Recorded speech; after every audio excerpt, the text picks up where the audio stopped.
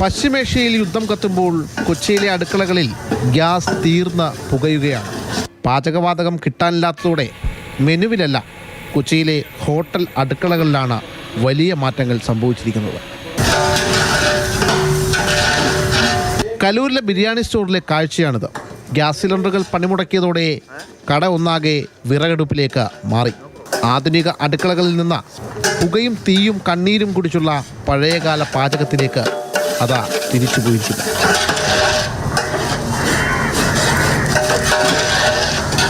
കണ്ണിന് എരിച്ചിലാണെങ്കിലും വയറ് പിഴക്കാൻ പുകയൂതിയേ പറ്റൂ എന്നതാണ് അവസ്ഥ.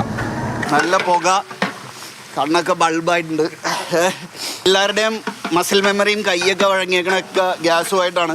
അതിൻ്റെ സ്പീഡ് വിറകി കിട്ടാൻ പാടാണ്.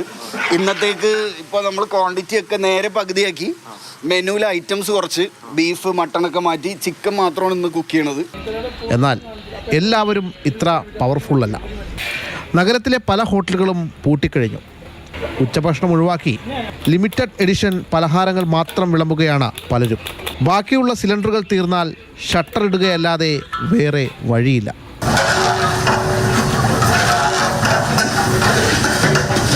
യഥാർത്ഥ പണി വരുന്നത് വരാനിരിക്കുന്ന കല്യാണ സീസണിലാണ്. കൊച്ചി കടവന്ത്രയിലെ വിനായക കാറ്ററിംഗിലേക്ക് നമുക്കൊന്ന് പോകാം.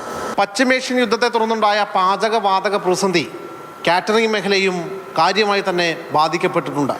കൊച്ചിയിലെ വിനായക കാറ്ററിംഗിൽ മുന്നിലുള്ളത് കല്യാണ സീസണാണ്. നിരവധി കല്യാണങ്ങളാണ് അവർ ഏറ്റെടുത്തിട്ടുള്ളത്. അവർക്ക് മുന്നിൽ എന്ത് പറയണമെന്നറിയാതെ പകച്ചു നിൽക്കുകയാണ് ഈ ഉടമ.